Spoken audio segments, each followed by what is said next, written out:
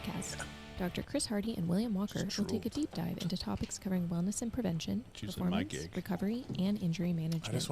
Our mission is to provide the latest science-based information to help you get the most out of your grappling journey, both on and off the mats, and help you overcome any challenges you may be grappling with. Dr. Hardy is a licensed physician and BJJ practitioner, but the contents of the podcast are meant for educational purposes only and should not be taken as medical advice. Please seek out personalized care from your own medical provider prior to implementing any medical treatment or intervention.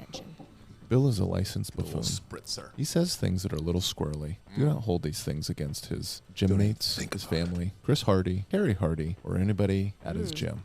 Oh, we're going to be... Speaking of Carrie Hardy. Yeah. In the building. She's in the house. So right away, not work or family safe, probably. So turn it down if you're in the car with the children. Yeah. Let's just... I think it'll be okay today. That's true. You never know. We're going to drug I'm just school saying today. potentially. Yeah. Potentially it's not work or family safe if you're in the house. So. But, you know, Chris and I did decide to change the topic of today. Oh. Yeah. So we've noticed that you've been going through some changes. Like with my hormonal... In general. And so today we're going to actually talk about menstruating and exercise. I am having that issue. It's okay. Yeah. I wear a man pun. And then we'll also talk about other fruiting bodies as we go through. Okay. Are you talking about my chest? You'll have to wait and see. Okay. Well, I'm sure everyone's excited now. You've now wet the whistle. So to speak. Yeah. Excellent. So today we're going to go to drug school. We're going to talk about the devil's cabbage. Okay? Devil's cabbage? The devil's cabbage. I don't know what you're talking about. Well, I'm not surprised. You're barely Brussels here. sprouts? No. Actually, do you have to give a disclaimer first? A special one? No, we'll get there. Okay. Chris can produce diamonds a little bit later. Okay. We'll get there. It'll be okay. Is that what you call his poo? Yeah, when we shove coal up his ass? Yes. Yeah, and then he makes diamonds for us? Yeah. I like this. You need extreme pressure and temperature. That's why we couldn't record yesterday, because you guys were... Prepping, so to speak. Yeah, Jeez, dude. Actually, we were just watching Live PD last night. We're binging Live PD right now. You know what that is? It's like cops, basically.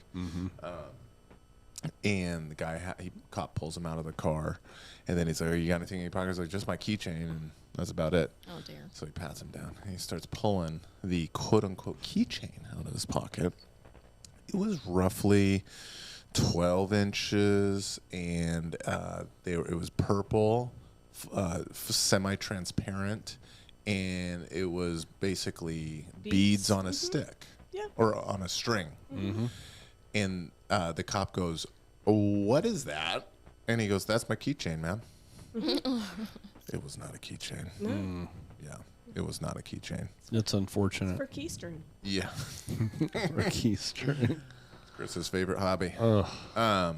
Well, before we get into today's topic, which people can see on the title of It's the not episode. really we're talking about mushrooms today. Right. Yeah. And they'll see that in the title. But we have a couple comments that came in that you felt were actually pretty important to talk about. At least one of them. Yeah. Someone broke a toe. Specifically, which toe? Because that's what made it important. That's right.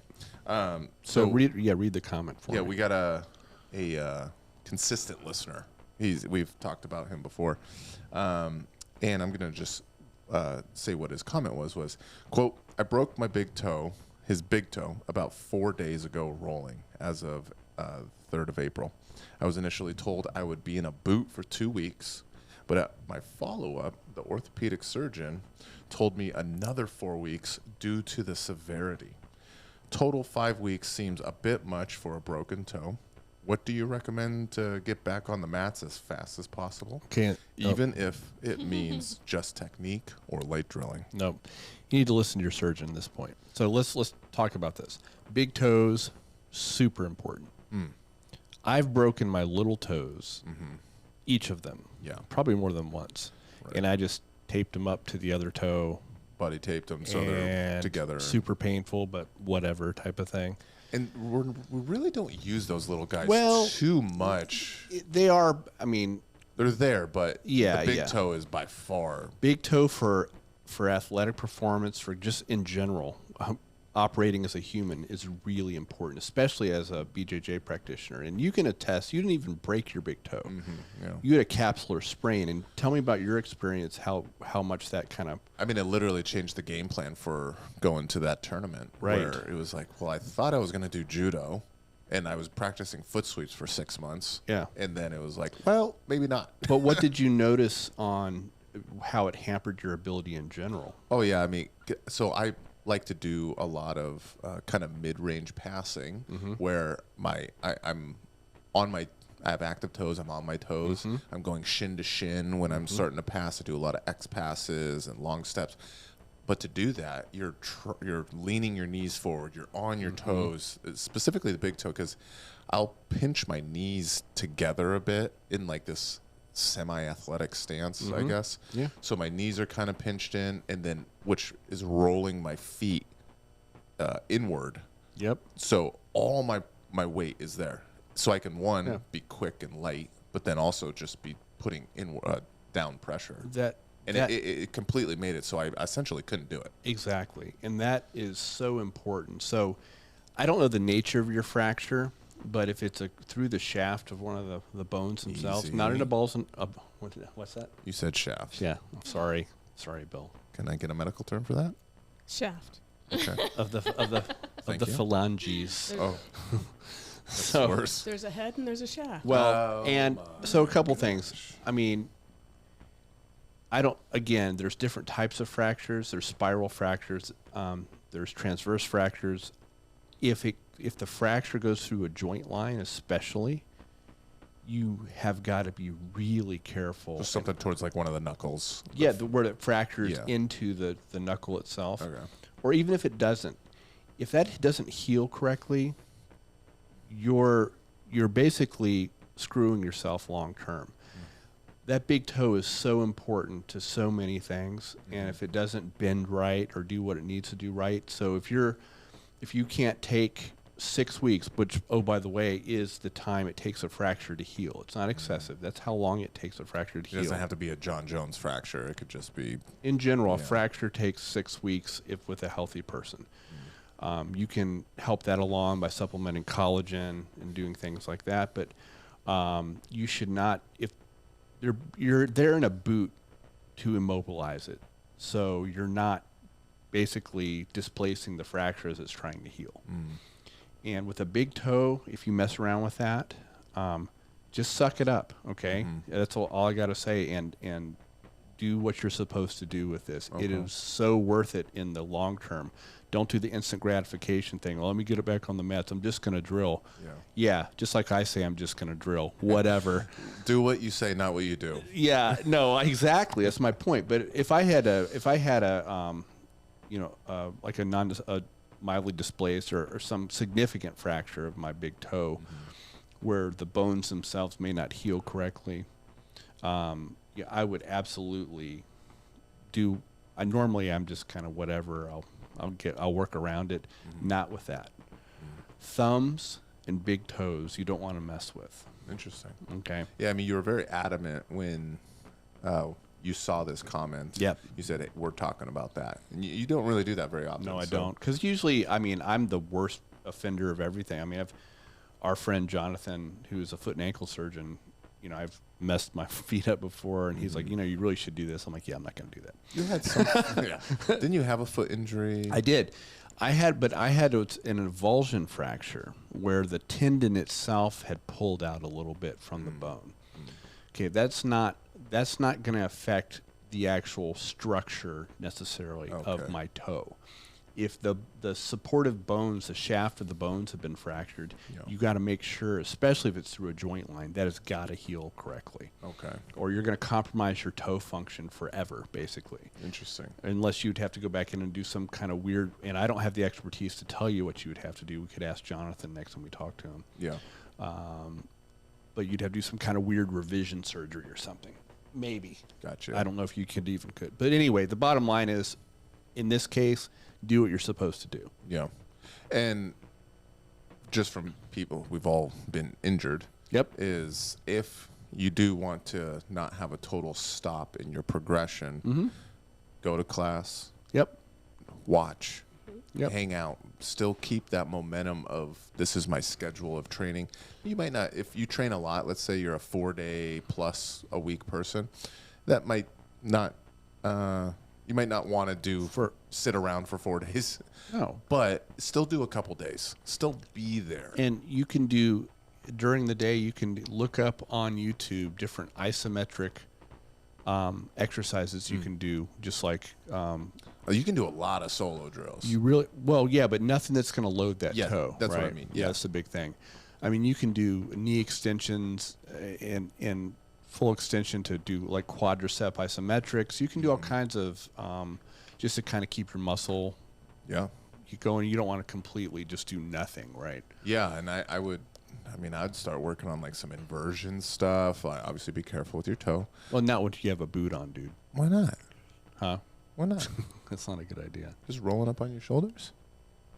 You still got a toe off, right? So if you think about So the problem is if you do something and you have to, and you'll instinctively put a toe out. Yeah, you just don't want to mess with it, man. Any potential. So that's my advice. And this is someone that doesn't listen to advice usually. Amen. Not at all.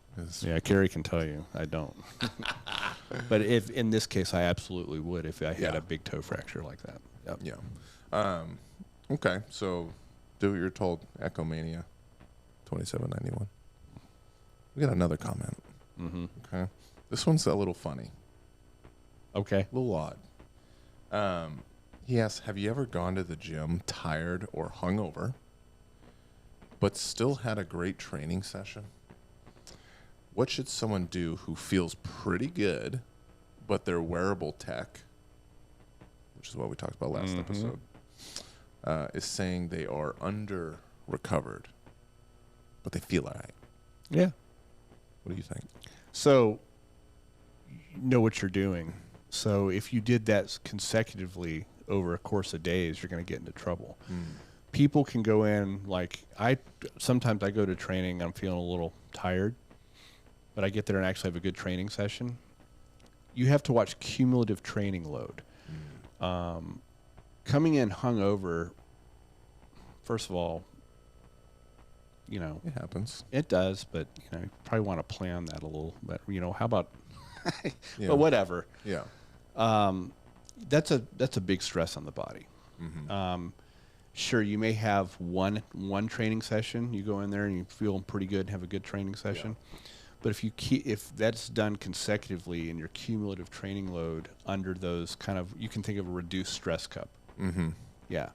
You're going to get yourself into trouble. Okay. I mean, you can, the one-offs here or there, sure. I mean, you can, what your wearable is telling you is probably correct. But it could be low level. Yeah. You're not totally just destroyed. But it's probably good if under optimal things, it's probably good to follow what it's saying because it's saying, hey, dude, you're not really recovered to go. It doesn't mean you can't have a good performing session. Yeah. That's all. What you giggling about? Well, before we started today, right? Yeah. Chris has a new wearable. You want to show him? Put it out there to this one. That one? Yeah. Light it up. And we asked him, I said, if it tells you on a regular training day that you probably shouldn't train, are you going to listen? He's like, no. No. But that's true. But what I would listen to is like, hey, if it says that, I'm probably not going to train as hard. If it starts blinking red, you're going to die tonight. Yeah.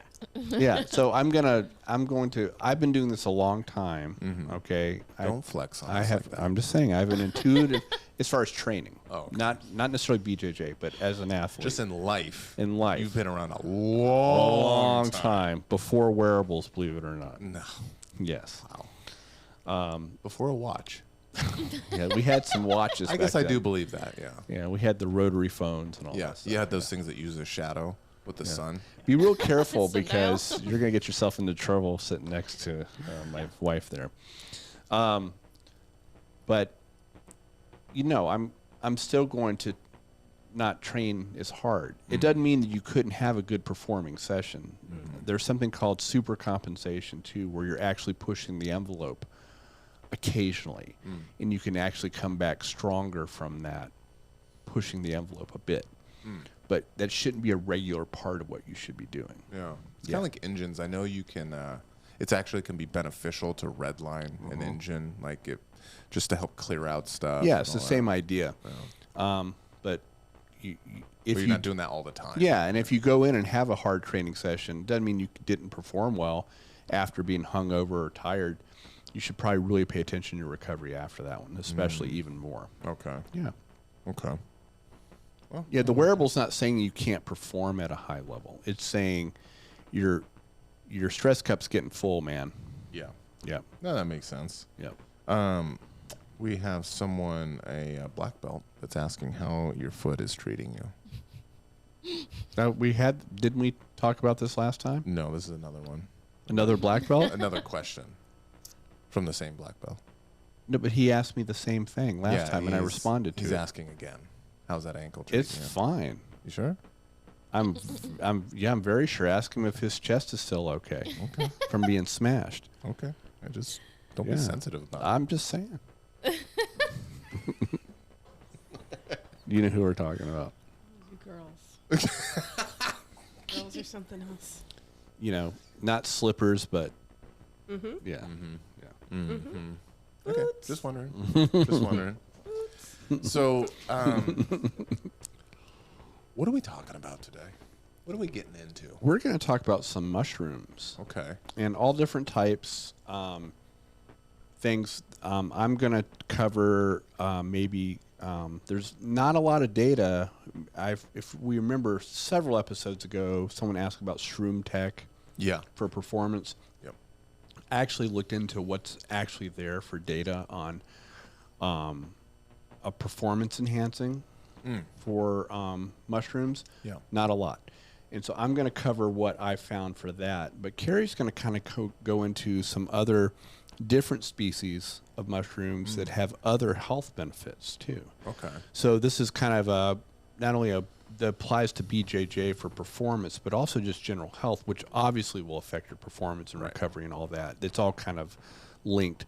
But she's going to do a deep dive into some of that. So mushrooms, it seems like it's in the news a lot more, or it's in the podcast sphere of health and wellness a lot more. Yeah.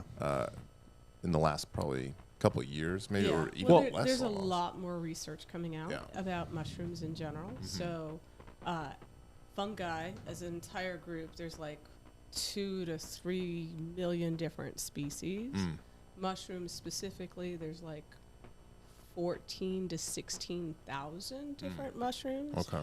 And so they've only tapped into a small portion of those to see what's actually helpful, what can be used just for health benefits, what can be used for other things. Like they're starting to even do research on like cosmetic type stuff. How can they be helpful for like skin, etc. And so it's really gotten to be a huge field.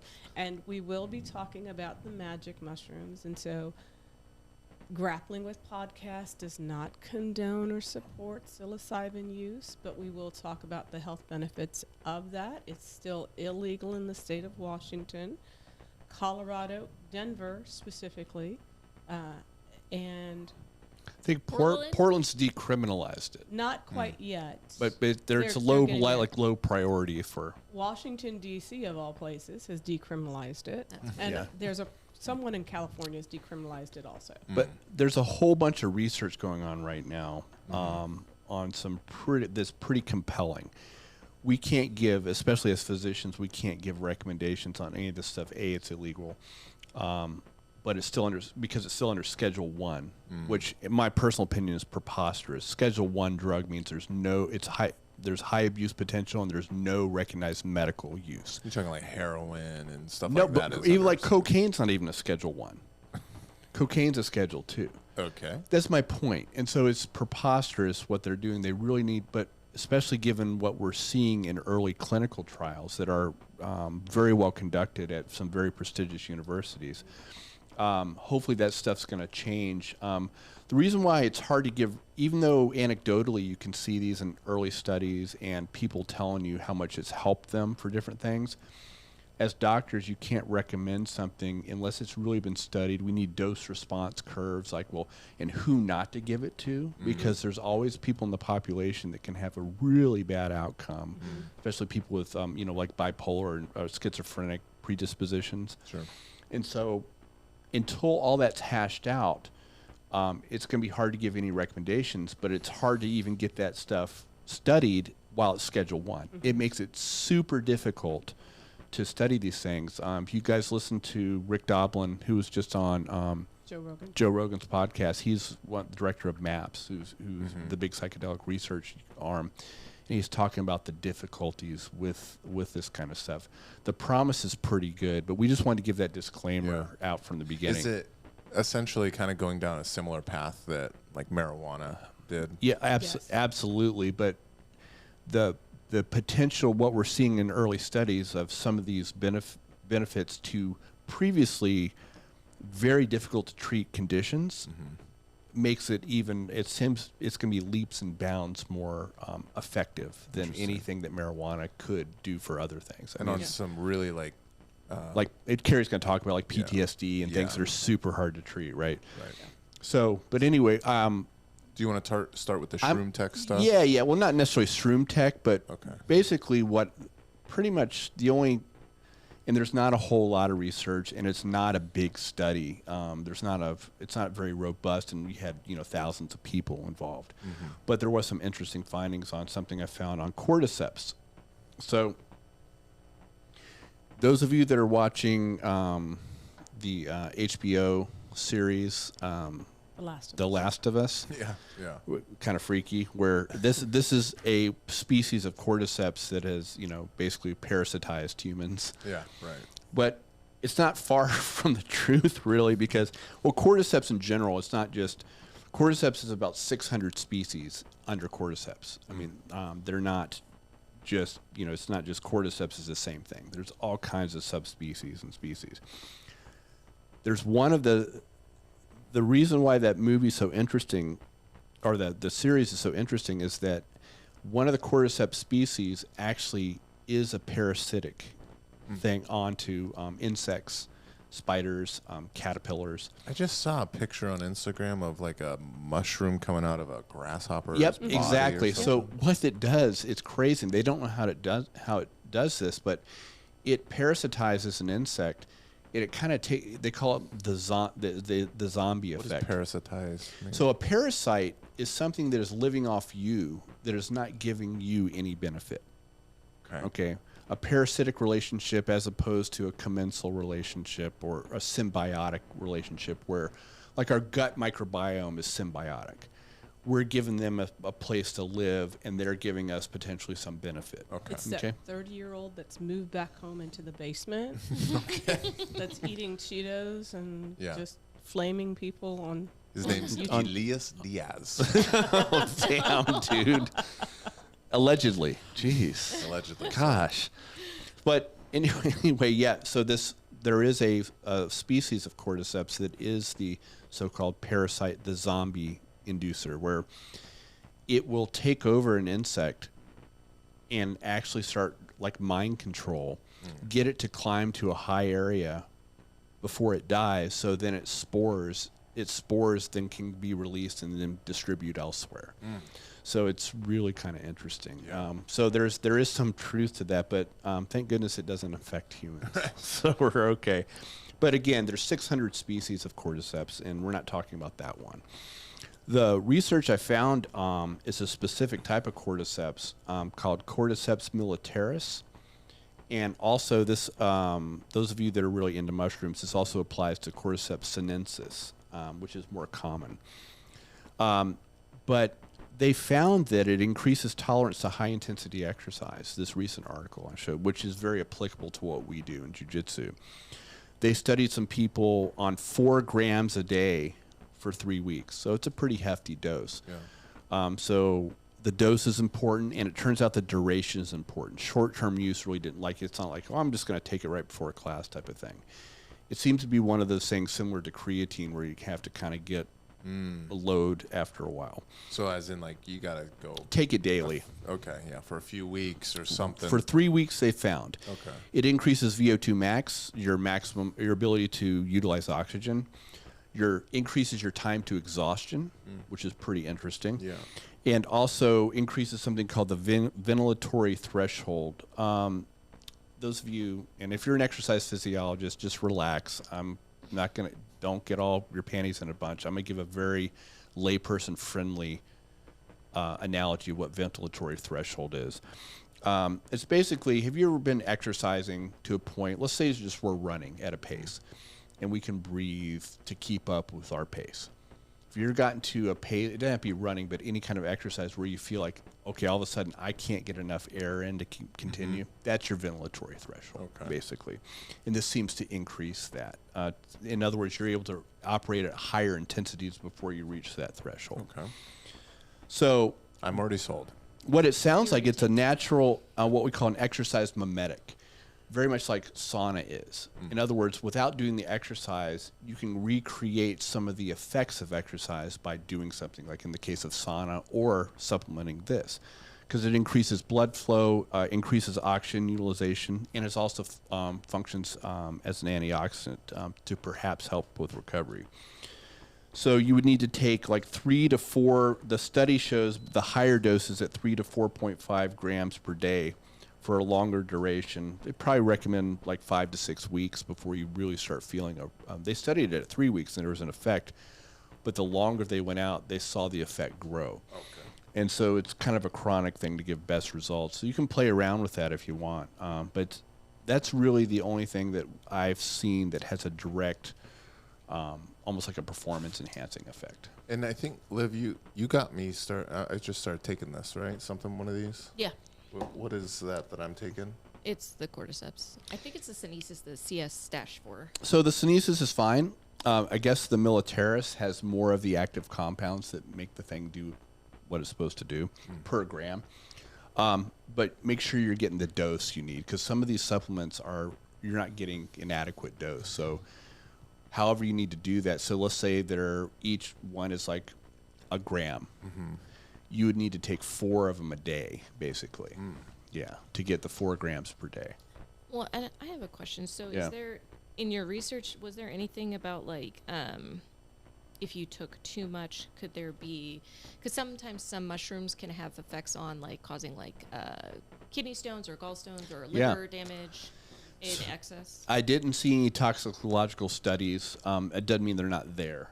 Right. I would say, they did study this amount. I think you can do anything, just because a little is good doesn't mean a lot is better. I didn't see anything that popped out on me, but sure, I mean, it certainly could exist. So I take is it a half teaspoon? Oh, it's like just I just looked up what it was. It's 1.25 grams. Yeah. Okay. Per what? Per half teaspoon. Yeah. So you would basically have to take 2 teaspoons then to get right around the dose you would want. So I should start doing that? Well, if you want the benefits of it for exercise performance, Probably. yeah, that's what you should do. Like, I mean, I wanted to kind of keep track of like how I'm feeling with training and stuff. Yeah, so if you up that one specifically, you with rolling, you might find that you could kind of push the pace a little further before you start gassing. Well, Mo's back in town, so oh my gosh, I need everything I can get. Step it up. But that's kind of the limit of what I found that was somewhat supported in the literature. Okay. And so just back to your question, Liv, like, are there harmful effects of it, like affect the liver, affect the kidneys? Many of these medicinal mushrooms, and we're gonna go through a number of them, and they have some pretty common effects. Many of them happen to be antioxidants, and so antioxidants are kind of a double-edged sword. We don't want to have too many because we need some of that oxidative action going on in the body for other positive things. So people that are taking, like, I got this whole handful of antioxidants, probably not really helping themselves much. But in general, mushrooms, the medicinal mushrooms, are antioxidants. They're hepatoprotective, so they can help save the liver. And there's a couple of studies, I forgot which one, that actually they use it in, I want to say like Taiwan, for people that have a problem with drinking to help restore their liver. So, but a lot of anti-cancer properties, cardioprotective, and just a whole host of things. Even for the cordyceps, a couple of other things that I found very specifically on that, since I knew you were going to talk about that. Anti-aging, also antiviral, immunomodulatory in general, can help with hyposexuality. So there's some studies on that. So makes you gay? Libido, Bill. Oh. Yeah. Okay. Makes you want to do it with whomever. Okay. Yeah. Respect. Just mushrooms or otherwise. Okay. Pick someone your size. That way you've doubled your wardrobe. And then for bone support also. For what? Bone support. So helps with helps decrease osteoporosis, which is probably more important for females in general, biological females, because as we go through menopause, we're losing those hormones that are also protective for our bone health. So it can be really helpful for that. So that was very specific for the cordyceps. Very cool. Yeah. I think I might have been confusing mushrooms with some of like roots, like hishu or kava. Yeah, like those ones I think actually are more can cause liver issues. For sure. Yeah. So kava very definitely, like the kava should only be used in very short durations. Often we think of it more for like musculoskeletal pain. But I do know there's like some kava bars down in, I want to say, the Portland area, which I kind of wanted to check out one day. But that you certainly want to be very careful about dosing for, because there's other properties in there that too much, right? Yeah, especially if we're talking about pain relief, can be problematic for the liver to detoxify. And also like licorice root too, right? Oh. Licorice can be hepatotoxic at higher doses. Is that right? Not necessarily the licorice root itself, but it can drive up blood pressure and that's right. So like the glycyrrhizin, that's what it is, and can impact the thyroid. Okay. Yeah. So, cool. So when we're talking about mushrooms, so people, the big thing is they talk about like the mycelium, right? If you're one of the Star Trek folks and you've seen, what was that show?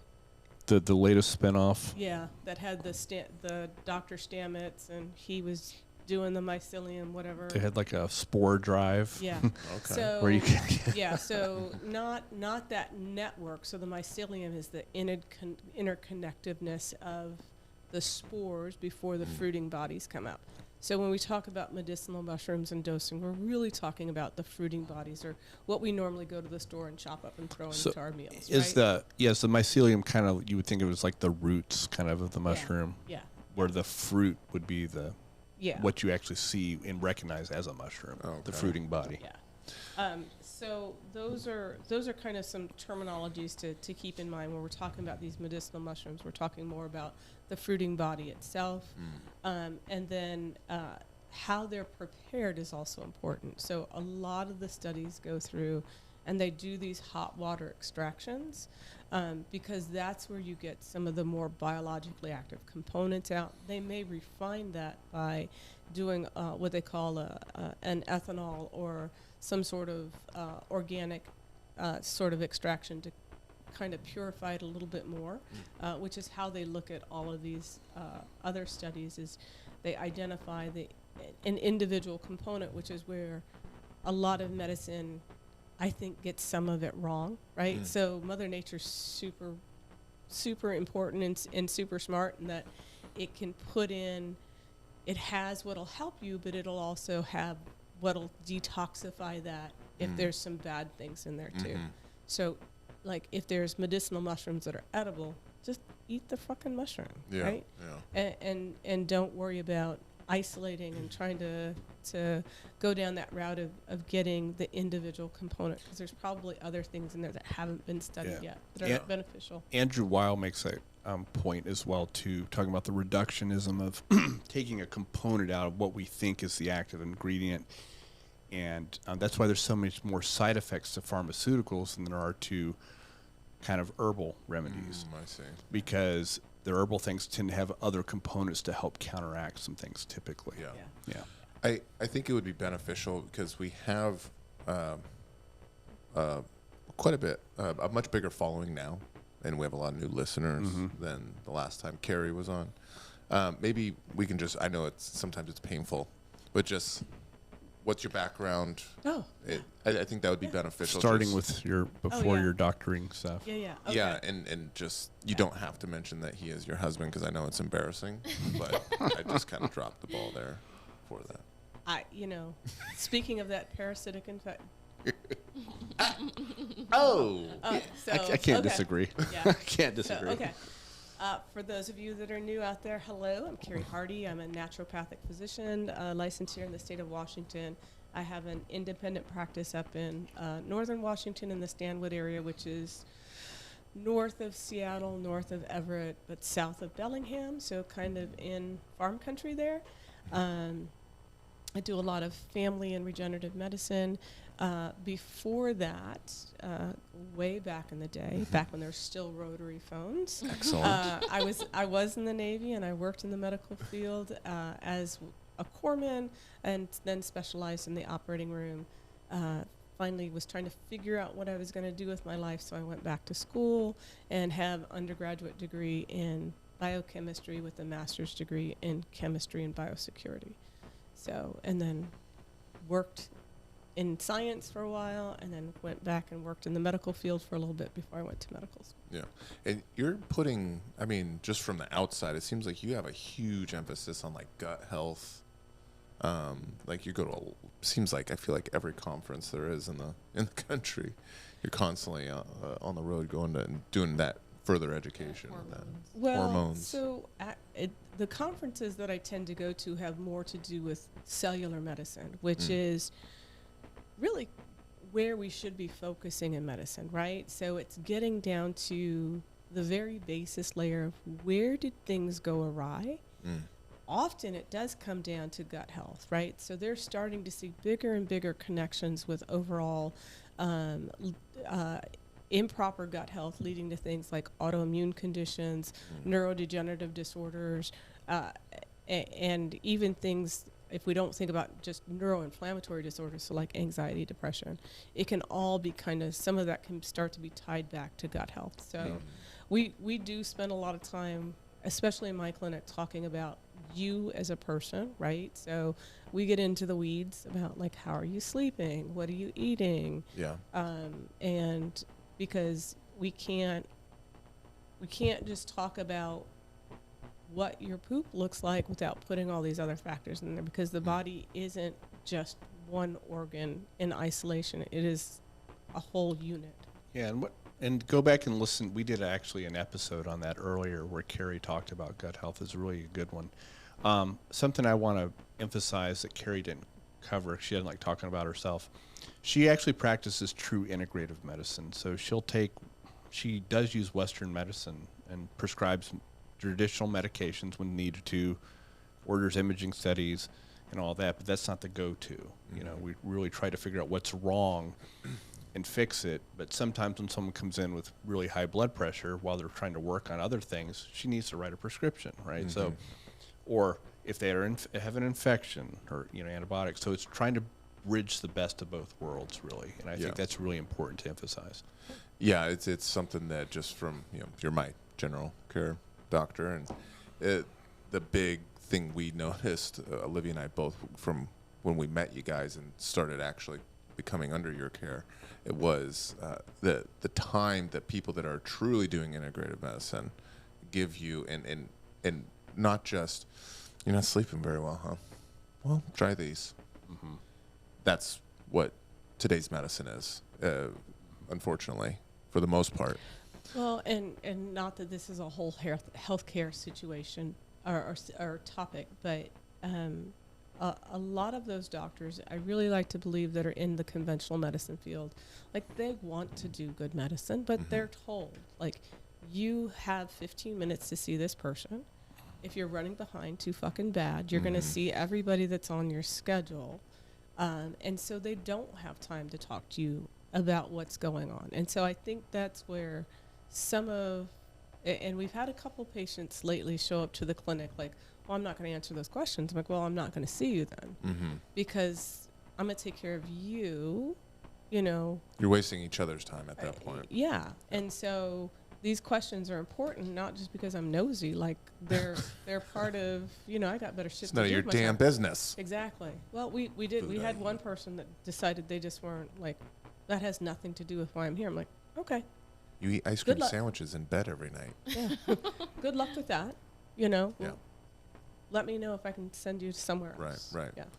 Yeah. So, and it's one of the reasons we encourage like friends that we meet or family that have maybe they're dealing with something and they've been dealing with something for a while, health-wise, is okay. Well, maybe it's time to explore some other options than just the traditional, medical office or your doctor that's just kind of giving you this and throwing stuff at you. Come back in 6 months, tell me if it did well. It's like you kind of need someone to deep dive on you. And they don't have time to get down to the roots of these things, right? And that's the thing.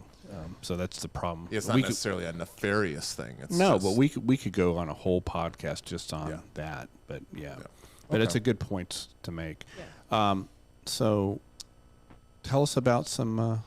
So back to fruiting bodies. Fruiting bodies. Yes. Fruiting bodies. So, and a lot of our information about medicinal mushrooms actually comes from more of the Eastern Asian or traditional Chinese medicine, TCM, however you want to phrase that. But that's where a lot of it comes from because they've been using mushrooms for a very, very long time. So some things that that have been being studied for a long period of time, but more within the body of cancers, and now they're realizing those other benefits that we just mentioned with cordyceps outside of the exercise piece that's very specific for cordyceps thus far. So one of them is being the turkey tail mushroom. That's been used for years. Traditionally in TCM medicine, it was just used for overall good health and for longevity. But I know there were studies here at Bastyr University looking at it for breast cancer health. What is TCM? A traditional Chinese medicine. Okay. Yeah. And then there's Ganoderma lucidium, or the reishi mushroom. That's also a longevity considered mushroom, anti-cancer. And this one, surprisingly, is also cardioprotective. So, back to the toxicity piece, like they're not finding a lot of toxicities with the medicinal mushrooms. Now, some of the medicinal mushrooms are not edible, and you'll know that because they're not readily chewed, and they taste bad. So don't do it. Okay. Another one is the shiitake mushroom. It's been used for years for gastric cancers, also being studied for colon cancers and lung cancers as well. So that's something else that's been known for a long period of time. Or shiitake mushroom, that's what you put on food, right? Yes. Yeah. Yeah. Shiitakes. And we're going to talk about lion's mane also, which you can use for food. Chanterelles is a medicinal mushroom. That's very popular here. Yeah, that's also an edible mushroom within Washington State. I'm going to put my specs on for a second. Okay. Be careful. There is another one called Pleurotus species. Not a lot is known, but that's useful for colon cancers. The maitake mushrooms, also an edible mushroom, is used for breast cancers. We'll come back to the lion's mane in just a moment. There's one that's called the AC mushroom. That's the one that was used in Taiwan. That's the one that they use very specifically for treating liver disorders, particularly from alcohol use. So whoever is drinking and going to the gym, maybe look some of that up. Yeah. Medicinal mushrooms specific to the Northwest or to North America. The puffball mushroom used by the indigenous peoples. Who's naming these? Puffball, lion's mane, shiitake. I'm guessing the shiitake, reishi, maitake. That's from You didn't even our say Asian a word partners. right there. Yeah. You just made all that up. I did. Shiitake, miyaki, mentutsi. You should get into this because you like saying pretentious things. That's true. Throwing in Japanese and You stuff. think I'm not taking all this in right now? I know you are. Oh, he's got it going on. Come to the AM class at Cascade Jiu-Jitsu, and I'll be calling people all this stuff. Oh yeah, for sure. And then also, so that's very specific for Wound healing was the puffballs.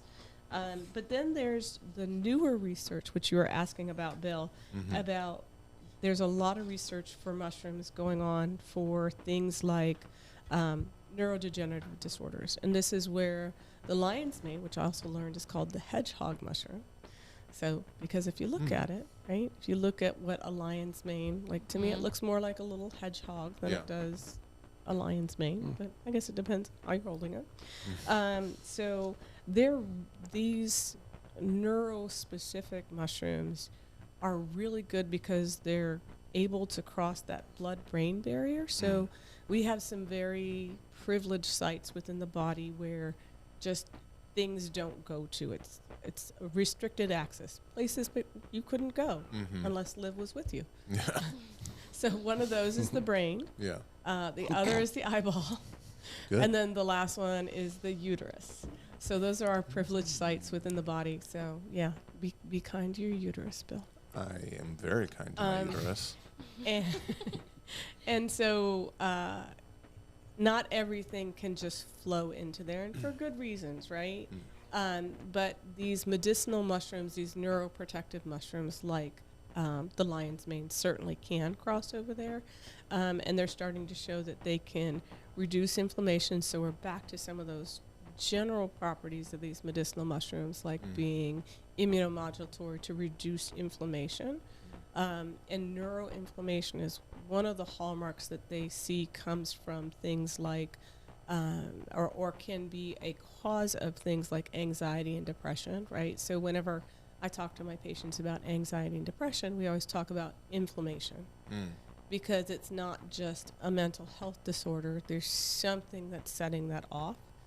Sometimes, and so going back to gut health, sometimes it's a little leaky gut that's causing some neuroinflammation through that vagus nerve pathway. And correcting gut health corrects a lot of underlying anxiety and depression. Well, yeah, when you're talking about neuroinflammation too, remember, you're like, well, how does that cause anxiety and depression? It puts the brain in kind of a low level flight or fight, right? Okay. And that's kind of what that is. And over time, anxiety is just that. It's a flight or fight condition of the brain. And over time, the allostatic load or the stress cup can lead to, with persistent neuroinflammation, the depressive symptoms people start to get. Is there any other symptoms, I guess, that you can kind of identify at home if you're having some sort of brain inflammation, whether that's like brain fog or something like that? Exactly. That's one of them. Yeah. Well, things that Fatigue, just right? things that just cause neuroinflammation. So getting older. So Chris and I are fucked. Alcohol, which we talked about, trauma. So whether it's physical trauma to the body or traumatic brain injuries, even those microconcussive events, and that's really interesting. So people are like, oh, I got my bell rung, but I didn't lose consciousness. So they don't think about that as a head trauma. But, if you've had a bunch of those, that starts to accumulate in the body. Strokes, high blood pressure, diabetes. All these can cause neuroinflammation. Okay. Yep. And that neuroinflammation builds up and can cause some of these things like anxiety, depression. Did you just say stress? Did you say stress? Stress is in there for sure. Yeah. Infections. And then there are certain drugs that can cause some underlying neuroinflammation. And so you've got to really take a look at those prescription drugs that are being prescribed, because sometimes like, God, I'm just really like, my depression is not good, or suddenly I have depression. Is there a couple that are very common that you've seen that with? I guess some of the biggest ones that come to mind as far as causing depression, anxiety pieces are some of the immunomodulatory medications like used for autoimmune conditions. Some of those heavier ones, like for Crohn's disease or ulcerative colitis or rheumatoid arthritis, that some of the more traditional medicine providers will prescribe. But even things like SSRIs. So those typical antidepressants can really cause, especially in young kids, we don't prescribe those just offhand for kiddos because it can cause suicidal ideation. And so you have to be super careful with those. Okay. And I mean, I know doctors are being careful about doing that, but you know, if there's other things that we can do to help impact that and maybe keep those medications lower, that's probably a really good idea. So with all this so things like lion's mane can help mitigate some of this specifically because it does pass through into the brain. Exactly, and have those blood-brain can cross that blood-brain barrier and have those immunomodulatory. You know, tell me. I know you might get to this. I don't want to break your flow, but you know, I've seen a lot of lion's mane studies with cognition. In cognition, obviously, if the brain is less inflamed and working correctly, do you see increases in cognition with lion mane supplementation? And do they know the mechanism? Is there another mechanism besides neuroinflammation, such as like neuroplasticity? You know, like maybe, is there a neurogenesis component to it? There is. So a lot of these mushrooms that are used for neurological benefits have an action at the neuronal growth factor, or NGF, what helps you grow more neurons itself. So that's where they think it's helpful. And the dendritic connections and the synapses. The dendritic spine specifically. Yeah. Yep. Okay. So, and that's the stuff that the mechanism that will help with like the PTSD people or traumatic brain injury people and stuff like that. Or potentially. Potentially, yeah, for sure. And there's a number, or even like Alzheimer's and stuff like that, right? Like. So when it comes to people that actually start getting beyond mild cases of those neurodegenerative diseases, you know, we're really fighting a time clock there. So for instance, I have a horrible family history, and as I look back and think about my father before he passed away, and he passed away when I was 23, he probably had some sort of Alzheimer's dementia, because suddenly he didn't seem to recognize you. He really stayed kind of isolated, and then my mom, like her father had Parkinson's, her mother had Alzheimer's dementia. She had Lewy body. My mom had a variant of Parkinson's called Lewy body disease. So I'm very aware of things that I need to do. And so these are things I need to do now while I'm in my mid to late 50s and not wait, right? Other things like making sure I continue to exercise, not eating the way I was eating, because I love this phrase, I was proper fat as a child. So, you know, not having dessert at every meal, not having the breads, the pastas, the potatoes, the starches with every meal, like being a lot more mindful about how I can trigger those epigenetics to send me down that pathway if I'm not careful. Interesting. So it would be a benefit if people either already knew some of their family history or maybe go and talk to your mom, talk to your grandma if you can, or even aunts about your guys' family history. Try to get ahead of that if possible. Exactly. I hope we can have like almost a section on lion's mane, because it seems like it's quite popular. It's like I see it everywhere. Oh yeah. I have a coffee right now that I'm drinking that has it in it. It's like that Four Sigmatic or something like that. Yeah, it's not that brand, but it's something like that. Yeah, what brand is the one I'm drinking? Bulletproof. Yeah. Oh, okay. Yeah, everyone's throwing it in there. Yeah. So the issue with these studies is most of them are still done in either a rodent species or they're done in cell culture, right? I see. Well, that would apply to Bill. Yeah. And so finding the correct dosing, and again, getting to the point where we're not just understanding the active ingredient that's perhaps causing that, because here's where we get into trouble is, you know, we're back to just isolating something out, compressing it down and concentrating it and then taking that. Well, what did Mother Nature really intend for us to use? And what other components are we missing? So having regular mushroom, having good lifestyle habits, and having regular, like mushroom supplementation, I think a gram is a good place to start. Paul Stamets, who's one of the leading mycologists that's from this Washington area, a lot of his stuff, it seems like he's recommending gram dosing, but that's for the entire fruiting body. That's not just individual specific, like this active ingredient out of this mushroom. Oh, okay. Yeah, the whole extract, I guess, Exactly. of the mushroom, not just the individual. Yeah. Exactly. Is a gram not much? No. Not really. Okay. Yeah, not really. Like it's encapsulated form, right? Okay.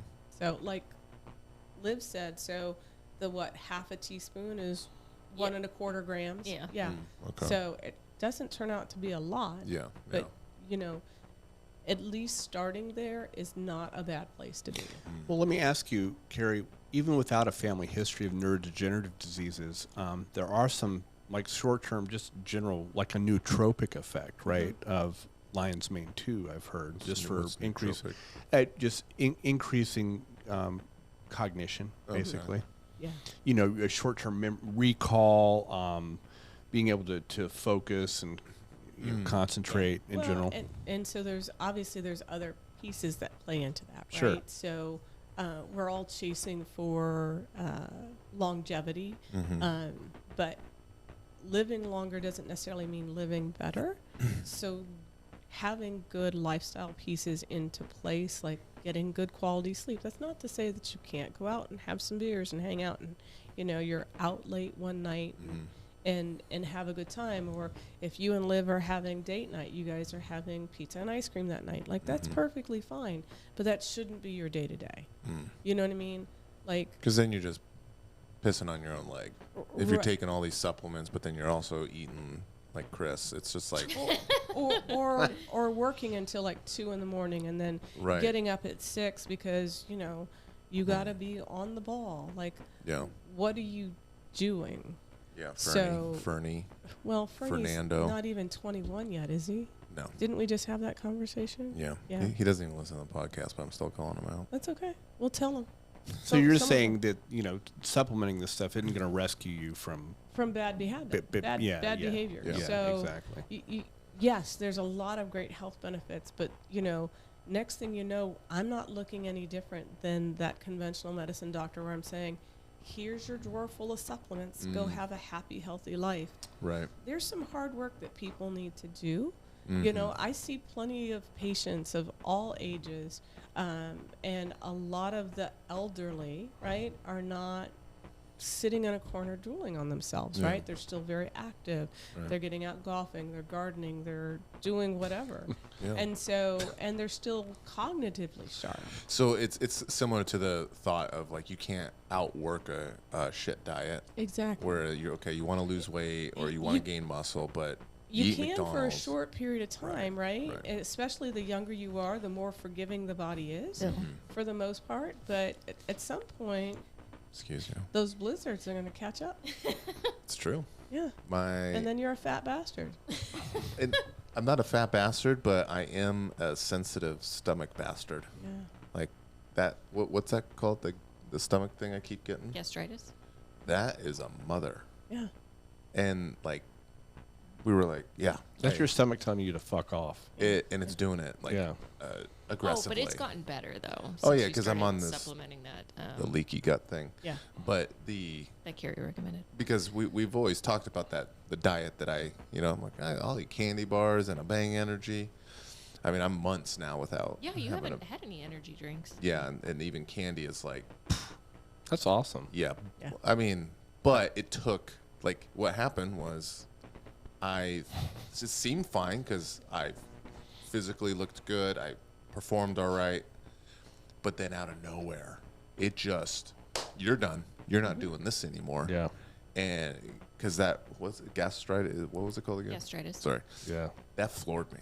That's terrible. And then it happened like twice in 2 weeks. Yep. I'm talking like 6 hours where I'm buckled over in my bathroom floor, and Olivia's like, it's horrific. Yeah, it's not fun. Yeah, that's the allostatic load. It's like you get away with it until you can't. Yeah, and then your body's like, nope.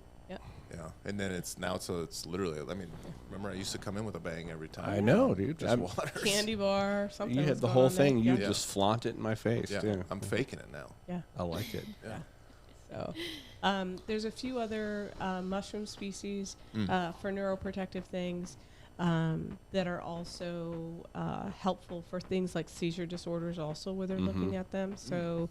Whether they're epilepsy or other type of seizure disorders, they're starting to look at that, and so it's really interesting evolution of medicine. I just hope that they don't go down the road of becoming too reductionist with it. Yeah. What do you mean by that? In other words, taking like, here's the component we think is valuable out of this mushroom, so we're going to isolate this reductionist kind of and that's what pharmacology is typically. And so that kind of leads us then into to the psilocybin, the magic mushroom. Okay. You know, before we go there, because this is going to be a really good topic, but on that thing, do you know of any studies? I'm trying to apply it to our audience for grappling. A lot of, especially, coming in as a white belt, there's a lot of motor learning involved. Well, and so I was thinking like lion's mane and so again, going back to these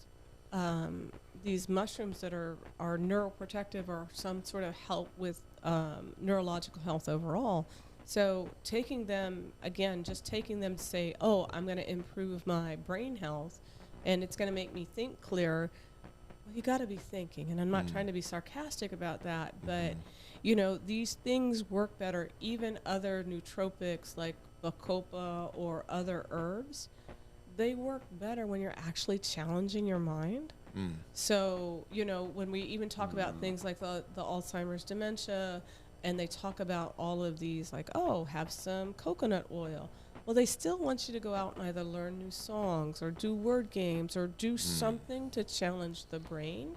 And so that's where these nootropics, or to include things like lion's mane, going in and learning a new task. So it's very much like a jiu-jitsu. muscle where, as we're getting older, we're literally atrophying. So we have to do something that maintains muscle. Take creatine or something like that, but if you're not lifting, it's not going to do anything. That's right. Yeah. And the neuromuscular coordination, that whole thing, it's like use it or lose it too. You see older people get unsteady on their feet, the whole 9 yards, which is like the leading cause of like injury, right? For sure. Oh, yeah, falls. they fall and they can't get up, and they don't have the muscle mass. Does he have his alert? Life alert? Life alert? No, we have kittens. Okay. Yeah, the kittens come and tell. You're very funny. He's falling. Oh, you're funny. But he rolled yesterday. Really? Didn't you? He was your uke. Oh yeah. He did the. Oh, he did a backwards roll. He did a backwards roll. It was so cute. The whole gym clapped for him. No, while you had me in that was the defense to Details I can do a do not backwards matter. roll, but this is he goes, well, if I would have had another uke, we could demonstrate how to escape this with a backwards roll. I was like, hold my beer. Look how happy he is he did a backwards roll. Did he come home and was like, did you see that? He turned on. Yeah. Hell yeah, I did. out of your head and arm choke. Yeah. Anyway, that was funny. So that's the other piece to that. So, if we're talking about using medicinal mushrooms to help with longevity, and it fits in with everything else, right? So I should have just been a bit more clear about that. We want to make sure that if we're going to do this for cognition, that we're doing something to challenge the brain. And that can be things like learning a new skill in sports, right? Because that helps just kind of grease the groove and set these new these nerve growth fibers so that we can help with maintaining that skill, retaining that skill. I'm wondering about you. We both started jiu-jitsu late in life, more so than other people, and now we've been doing about 8 years now. I'm wondering how that, especially with your kind of family history, I bet you that is super beneficial. So those of us out there that are maybe older that don't want to start, or like, hey, we're really interested in like jiu-jitsu specifically, because like 40 and up, or I mean, I started when I was 45. But even, I mean, Yeah. I even think like mid-30s. It's not it sounds like this kind of stuff, because it doesn't the body start really kind of going down? At 40 especially. Yeah. Yeah. But my point is, I'm wondering, and there's no long-term studies, but the amount of new motor learning that takes place, because this is something that is quite, as opposed to like maybe breakdancing or gymnastics. Sure. I think this is something that'd be really interesting to see how that. Do you know what breakdancing? You might be surprised, but your boy used to break dance. Okay. In middle school.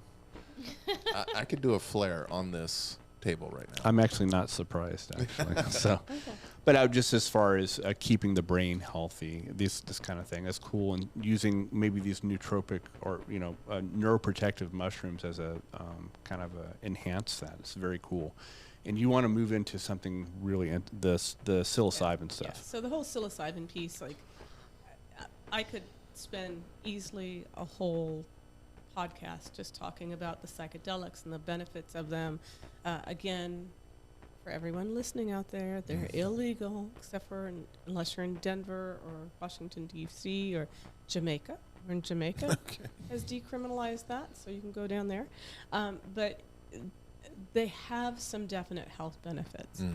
And we always want to think of set and setting when doing these, right? So taking the heroic doses or the doses that would cause tripping, which is normally what most of the research studies are placing these at.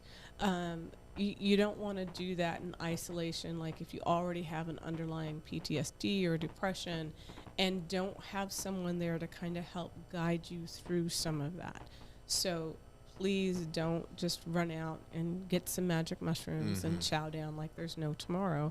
But talking about being kind of reductionist, when we talk about the psilocybin species, which the magic mushrooms belong into, there's studies way back in the 1500s, mid 1500s, showing that these were being used for spiritual and healing sessions. So it's been documented for a very long time. And the United States itself has gone through, they call them Renaissance. There's been like 3 different Renaissance where they've brought up these different psychedelic species to think about ways to heal things. And one of them, a period of that time, they were actually part of the psychedelics were being used for things like alcoholism to heal from it. So the founder of AA, actually, that was kind of... You know his name? I don't remember his name. Do you recall that? We went to school together, but I don't remember who he is. His name's Bill W. It is Bill W., yeah. So he went through that whole realm of actually looking at psychedelics first to help people get past their addiction processes. Interesting. So, because isn't there some addiction facilities that to help people off hard drugs, like like Ibogaine and things like that? They're doing ketamine or Ibogaine, even marijuana to I don't know if it's lessening the blow or something, but it's just okay. And aside from the ketamine clinics, we're becoming more and more popular here in the United States. Like, I believe most of the Ibogaine is being done down in Mexico. And the ketamine, so this is the ketamine piece. I'm glad that they're available, but I have a patient that doing ketamine therapy, but they just send it to her.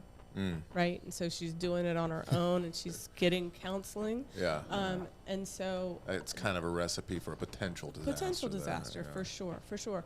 But very specifically today, within the psychedelic field, we're going to talk about psilocybin. And so there's 2 main branches of psychedelics. There's psilocybin belongs in what's called the classic psychedelics, in that it binds to the serotonin and dopaminergic receptors, and so then it gets more of this little classical little high that you get with it, like a euphoric kind of thing. That's more I don't know that it's necessarily more mellow, but it certainly is. It has a different supposedly it has a different type of feel to it than the other pathway. And gosh, there's just thousands of studies now on psilocybin specifically. Chris's alma mater, Johns Hopkins, brought up a renaissance in the 90s, and by the early 2000s they had over 80 some different peer-reviewed papers on it. Now there's over 1,000 peer-reviewed papers. And they're one of the leading medical schools, right? So they're one of the first medical schools in the country. So that's like a big deal if they're starting to really ramp up. Right. They have been for a while. And the studies are fairly remarkable for intractable depression, anxiety, and PTSD. Yeah. So it's now been approved for what they call treatment or intractable treatment-resistant depression. Okay. It just got approved, I want to say 2020, for just major depressive disorder. So there are companies out there now that are starting to manufacture this, but they're manufacturing psilocybin itself, which is one of the main psychoactive components within the psilocybes mushroom species. Okay. Again, reductionist. Reductionist, right? And so all of the pharmaceuticals are going to... Is that more of a profitable thing? Is it like trying to... Oh, yeah. That's the leading thing behind that. Oh, for sure. They're looking for molecules they can patent too. So Right. they're looking for things like maybe they can alter that molecule a little bit to say that, hey, we've Now done we've got a something new different, drug. Yeah. and so now we can make The money whole off. oxycodone, oxycontin. Yeah. Exactly, Yeah. exactly. And it thus far has a huge safety profile. That's not to say that there's not been some people that have had issues with it, but the majority of people, it's not like the safety profile of the jab that they made people get, right? So this is actual true safety profile. It's very favorable safety profile. Exactly, Yeah. exactly. And so, so that's the whole FDA approval thing. Psilocybin, the mechanism of action of that is, it again is immunomodulatory, so reduces neuroinflammation, very specifically more in like the amygdala area and the prefrontal cortex. What's the amygdala? So the amygdala is, if we remember talking about the stress podcast we did, that's the part of the brain that kind of part of the flight or fight system, the fear, it's learned fear. And that actually over time for people with chronic stress, you can actually build more connections with the amygdala. Which isn't good. And you typically lose connections with the prefrontal cortex and the hippocampus during chronic stress. And some of these psilocybin compounds actually help rebuild dendrites and connections to the prefrontal cortex and the hippocampus to help counteract some of this amygdala overfunction. So, and that's another one of the mechanisms of action, right, is that it's helping grow more of those dendrite spines to help change some of that neuroplasticity. And they've actually seen these studies doing MRIs of the brain and also looking for glucose uptake. So functional MRI.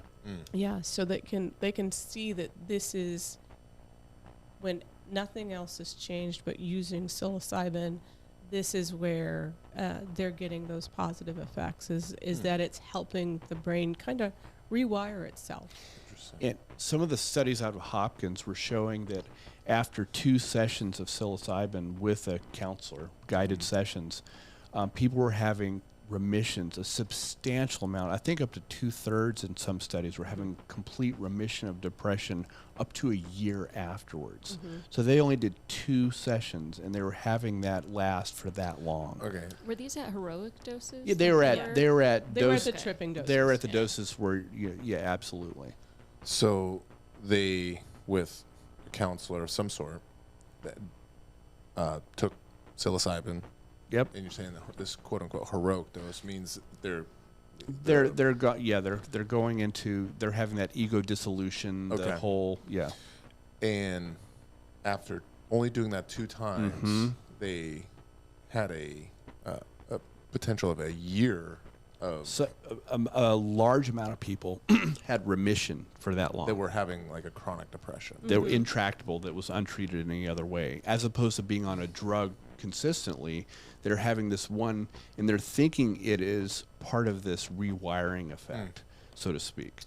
We still haven't got all the pieces in yet, but it's remarkable, some of the early studies on this so far. And not saying, obviously, but not saying people should just go to the local drug dealer and do a heroic dose and start tripping balls watching. No, because you can have bad. Yeah, absolutely. Yeah. Well, you could have you could go. That's where what Carrie was talking about. Set and setting. Your mindset and the setting you're doing this in are very important with all this stuff. Yeah. Right? Don't go try jujitsu with like a guy that's never trained. Bill. Yeah. That reminds me of that episode of On Patrol Live that we saw recently, where some guy was tripping on mushrooms, and he's like, "Am I alive? Yeah. Am I alive?" And they had to get an EMT. Yeah. He called the cops, and he was just like, I just need to know if I'm alive. Yeah. And they were being super nice, and then he would like touch their feet, like their boots, and he would crawl to them. But see, and that's comical, but it's also very dangerous in some respects, right? Sure, where that's the exact point of what not to do, right? And people have quote unquote bad trips when they don't have. I mean, you need someone trained to actually, especially if you're doing this therapeutically, you really need to work with someone that is trained how to do this. And the cool thing about MAPS and these other organizations is they're getting, their long-term goal is to set up these clinic sites where people will go in there and can have these sessions with a trained therapist that is trained to do this. Yeah. So, and you guys have already said this, but similar to the marijuana or THC edibles, if you have a family history of schizophrenia or bipolar, one of those, there is a potential risk that like this, maybe you don't have any of those signs now, but there's a potential risk that you could ignite something. What would it do to someone who has bipolar? Potentially. It's not necessarily specifically someone that has bipolar, but if you have one of these larger psychiatric inflammatory diseases like bipolar disease or schizophrenia, that could be that epigenetic trigger to now, if you've not had that, potentially similar to like Hashimoto's, like you don't have any of these symptoms that a normal Hashimoto's person, but your whole family has it. Especially in the developing brain, because remember, a lot of your prefrontal cortex isn't fully developed till you're 25. A younger person, and that's why people, when I talk about when people, talk about legalizing things and all that, I understand all that, but you really have to have a lot of education on the risks, especially young people. Having young people, adolescents, regular marijuana use, I think it's a terrible idea. Right. I think psychedelics at that young age, you don't know. It could set you up into a schizophrenic break, and then you're done. You don't know, and it's really important to be able to, have your brain fully developed before you're considering. That's a fascinating thing that's come out of the last. I don't know, maybe 10 years of marijuana use is like there was that huge push of like legalize. And then Joe Rogan, some other prominent marijuana advocates have come out and been like, yes, but under 25, like let's not do that. That was Al Berenson's point when he wrote that book. Yeah, and it helped change, I think, his and so these things aren't panaceas. They're highly the potential though for some people is amazing though too at the same point. So I'm sorry, Carrie, for hijacking you there. No, they're important discussions to have, and I don't really think we can say it enough that they're great. There's some great medicinal things in here that can be super helpful for a lot of people, but you still got to understand, like, they're not necessarily for everyone. And so, when they talk about dosing for psilocybin, again, that active component within the mushroom itself, the fruiting body only has, and they call it biomass, has about 1 to 10% of that entire mushroom contains psilocybin, right? So, people are like, well, I ate a whole mushroom. And so, okay, you may have gotten a tripping dose from that, right? But that tripping dose of actual psilocybin, the concentration that they found to be helpful or that they're dosing with in clinics is like 2 to 10 grams, right? Of psilocybin. A psilocybin, right? Yeah, not like your dry weight of your mushroom. Right. Yeah. And that's where it gets it can get squirrely. Right. And so then, and not all mushrooms are going to have the same amount of psilocybin in it, right? Yeah. So within the psilocybin species, you can have some that have more psilocybin, some that have less. And then there's another active component that they're looking at called psilocin. So we have to think about all of these individual components. And typical for people that are doing the home microdosing, again, we are not encouraging that. But that home microdosing of the biomass, the entire mushroom, is in that 100 to 500 milligram range. And that's the whole mushroom, and not all of that is psilocybin. And that's why they don't get those psychoactive components to it. And we really don't have a lot of studies on microdosing. Yeah. And that's why as physicians, you can't say, like I said at the beginning of this podcast, when you talk about, we'll have to have these long dose response studies. We'll have to have a bunch of things on the table, know what populations are good or bad, who's going to be helped and who's not, before you can even make recommendations on this stuff. It's not like we have a very defined, like going off and getting a Tylenol off the store shelves. Yeah. We have very good dose response curves on that, and toxicity profiles and everything on that kind of thing. And that's where we need to get. But to get there, we need to stop some of in my opinion, some of the ridiculous policy of Schedule 1, because there's obviously some potential medical benefit. We don't know to the extent of that, but it definitely shouldn't be a Schedule 1. Any guesses why it's Schedule 1? I think so it started in the 70s, as you know, the drug scheduling under Nixon. And it was very clearly a political tool to silence a subculture. And I think with the offshoot of that, when I was growing up, that you guys I don't think you experienced, was the whole 80s huge anti-drug. Well, they just talked Dare. It was just like, it's demonized to an extent and lumped everything together, so is phencyclidine and psilocybin equally as bad, you know what I mean? Or heroin or whatever. Sure. They just said drugs. And so a whole generation has grown up with that kind of mentality that drugs are for losers and all that. And it's like, well, anything can be abused or misused. Dose and intent and all that are very, very important, in who you are and all that. But by classifying, I think it's an artifact left over. There's an inertia that is developed in a generation. And quite frankly, it's going to take some funerals.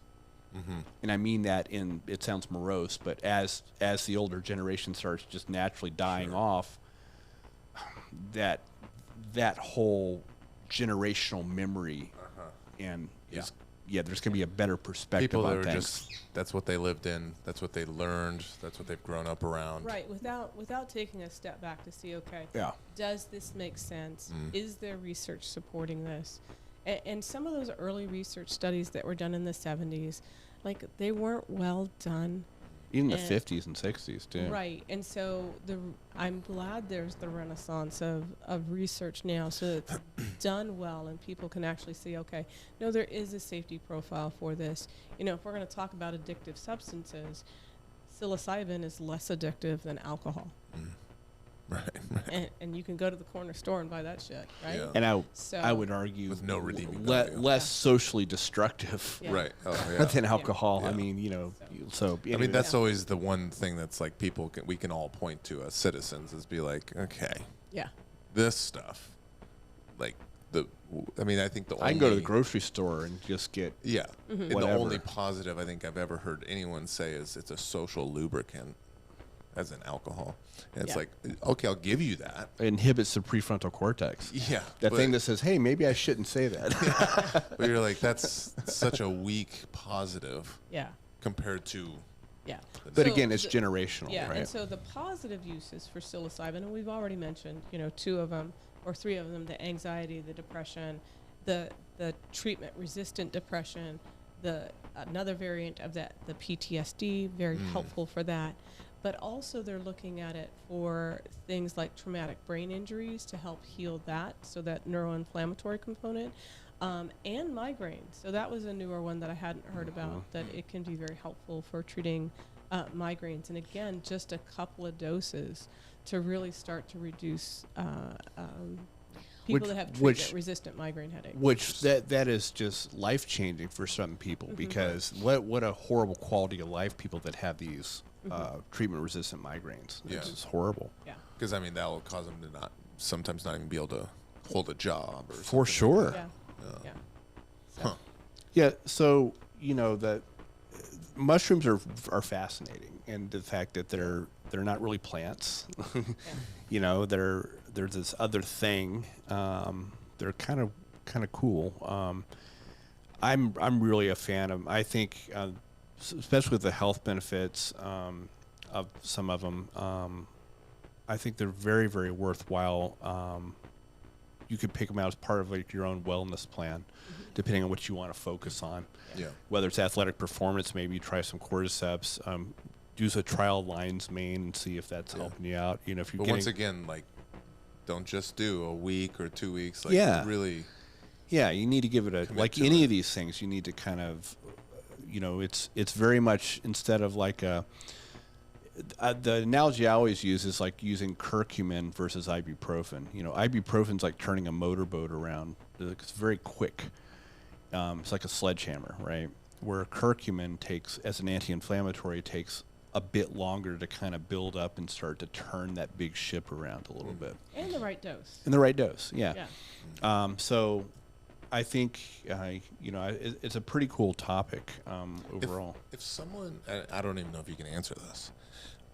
If someone hears this and they're like, I deal with this or I deal with that, or I want to get ahead of the curve of potential family, history that they have, what does that look like to start to try to explore this stuff, whether it's the psilocybin or whatever? So if we're talking about psilocybin itself specifically, so if you're here in the Pacific Northwest, what's really interesting is that Oregon just graduated, I want to say it was either end of February or sometime in March, they just graduated their first class of psychotherapists that are able to use psilocybin.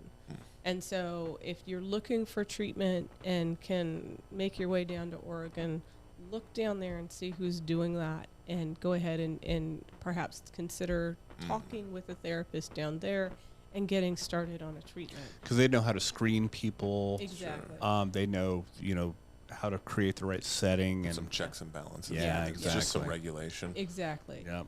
For the lion's mane and the cordyceps, I couldn't see why you wouldn't just go ahead. If you want to try it, just try it. But, again, the exercise piece, you got to do it for a long enough time, and you got to take the right dose. And then for the lion's mane, don't just take lion's mane and sit there and fuck off on the computer all day long playing games. You got to give the brain something to work with also. Any specific brands with the lion's mane, that kind of stuff? Yeah, and so that's, always when we're talking about supplements, brand makes a difference, right? Because, it was one of I just heard a lecture in which they were talking about the NMN, right? The NAD supplements, those really popular, and they found out that the majority of those had less than 10% of what they said was actually in there. Okay. Yeah, and so going with reputable brands, I like I believe it's Paul Stamets' brand is Host Defense. I think they're pretty reputable. But do your due diligence. Look and see if the company's doing third-party testing so that it has in it what it says it has in it. Things that Chris has already mentioned. Good manufacturing process, the GMP label, third-party testing. And with mushrooms in particular, I think I would go make sure it's an organic, certified organic. Yeah. So you don't get some residue. Some of these big grow operations can use pesticides and things like that. Because mushrooms can get when you're growing mushrooms in general, there's a big problem with mold and all kinds of other things that are contaminants. So people tend to big operations. A legit operation. And if you're handy, just learn to grow them yourself at home. It's pretty cool. Yeah. Looking at, watching like lion's mane or any of these other things grow. I mean, you can buy the seeds or whatever. The spores. You can buy the spores. Yeah. It's labor intensive at first, but when you get it going, it seems pretty cool. I thought you had a very a popular brand that you liked. So they also made your favorite underwear. No. When you're looking at these, no, I don't know what you're talking about. You're being you weird. were just talking about it. You were telling me about my favorite underwear. Yeah, it depends. And then you were saying, I think they're going to get into the mushroom business. It's completely fabricated. This little story you're making. It's funny. Yeah, but depends is your favorite underwear. No, I think you want to take some lion's mane, dude. I think their cognition's slipping a little bit. I'll give that about a 4 out of 10. But it was an attempt. We're rating each other's kind of comebacks and jokes. I think she picked up on that. Yeah. Yeah, I really need to get out of here now. Yeah. But as far as just make sure you do your research on these brands. There's a bunch of them out there. Make sure the third-party testing is super important. With mushrooms, I would look for, I use one. I forgot what the brand is. It's called Sacred 7. It's pretty good. They are. It's a combination of 7 different types of mushrooms, and if you look at the ingredients, it's all organic as far as they're growing. They're third-party tested, and the ingredients are just those mushroom extracts. There's nothing else in it, and it's in a powder form that I add to my shake. Liv, what's the brand that you bought 7 different containers of? Root and Bones. Okay. Ooh, that sounds interesting. Yeah. I like that. Cool packaging. Literally 7 containers showed up. She's like, okay, you're going to take this one and this one in your coffee. 1, 2, and this one's going to be after gym. I think there's 8. Good to know. 8 plus collagen. That's like a car payment. I'm just imagining that was hundreds of dollars. No. A little drawn out there. A little drawn out there. Not quite. Maybe $100, not hundreds. But 180. Yeah. Carrie, thanks as always coming on. I actually have one other question. Yeah. It's not mushroom related. Okay. But it's a topic that. Is it? So is this the answer to it? Don't make me punch. What does that say? It's a flower. Don't make me punch you in the Okay. I like how they made the writing really small, so I had to really get in there. That's from our birthday girl today, Sabrina Barrera. Happy birthday. Sabrina Baja. That's a Brazilian name. Sorry, your question. So there's some interesting stuff. I just caught a little snippet of it from More Plates, More Dates YouTube page, and something about TRT and testosterone becoming hard to get, or DEA something. No, it's not. Well, I don't know that it's hard to get. I mean, or it's going to be, or there's So the DEA. So the little dick clinics that keep popping up, right? That just are gonna be oh, you got erectile dysfunction. Here's some testosterone, and they don't even actually see you. The tele those are going away. So the DEA is saying that you have to once a year. I have to have an ass in the seat if I'm prescribing testosterone. So you and I got to be sitting across from each other. Okay. Yeah. So it can't be telemedicine. Is this a national thing? Yep. Okay.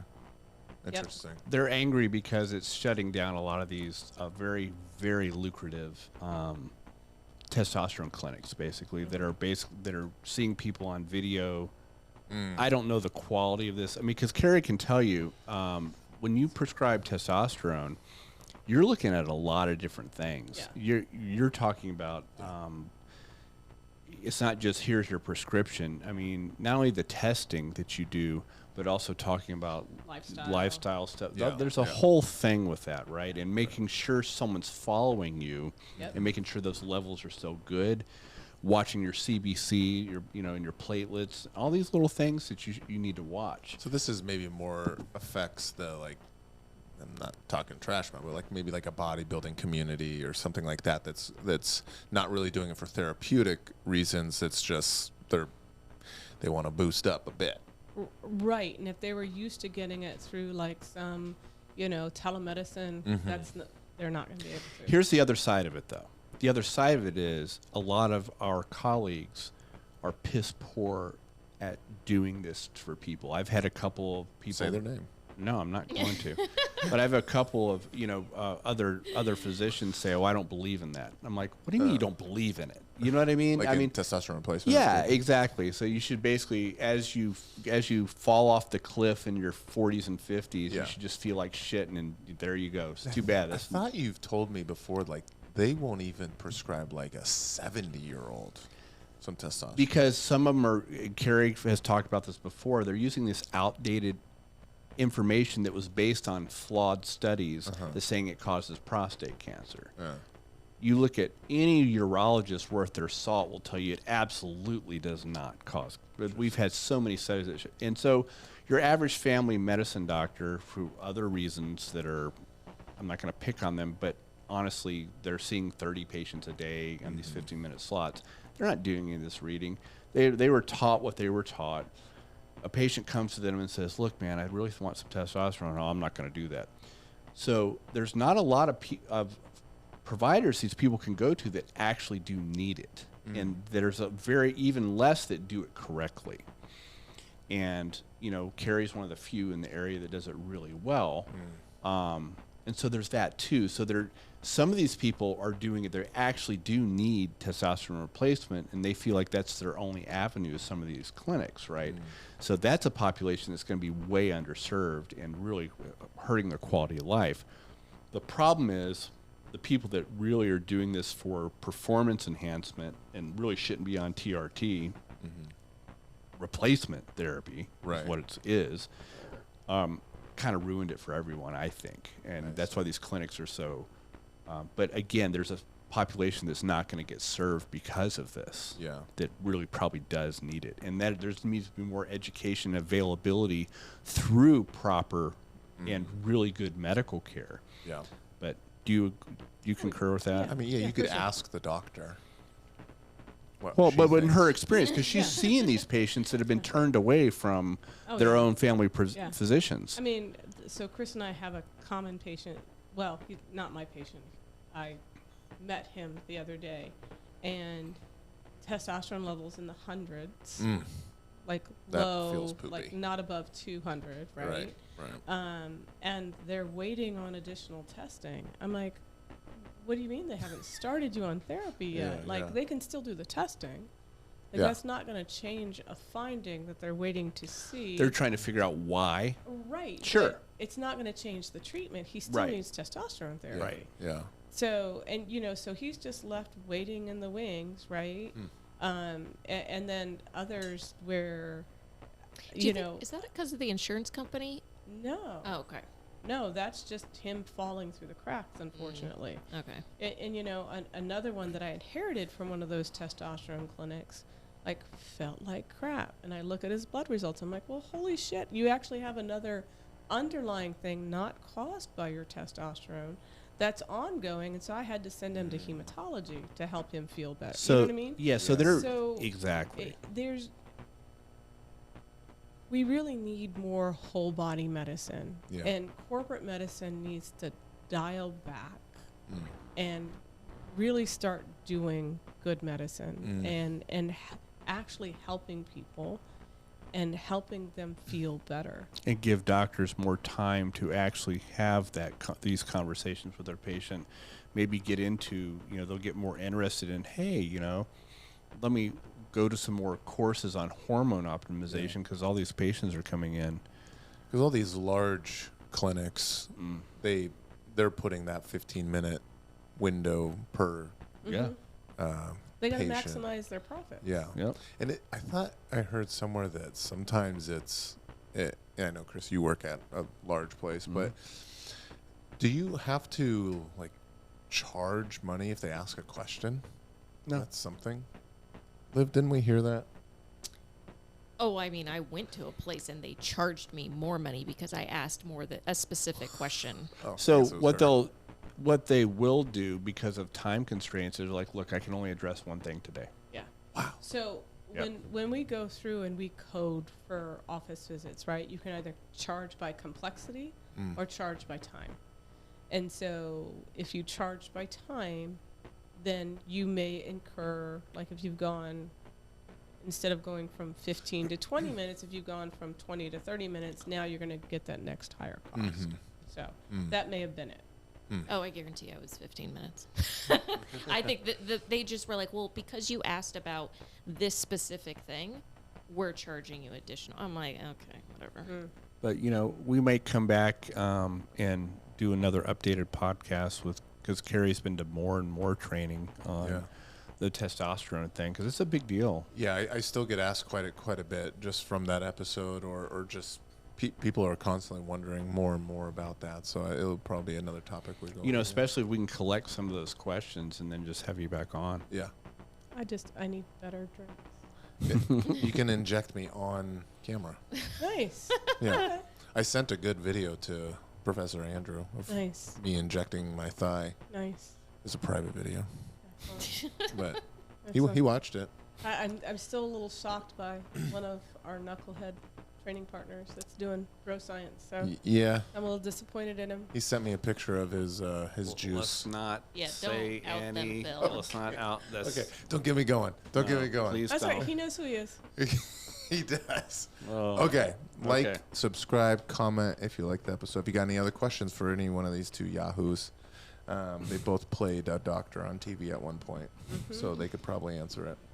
Other than that, see you later. Peace. Peace.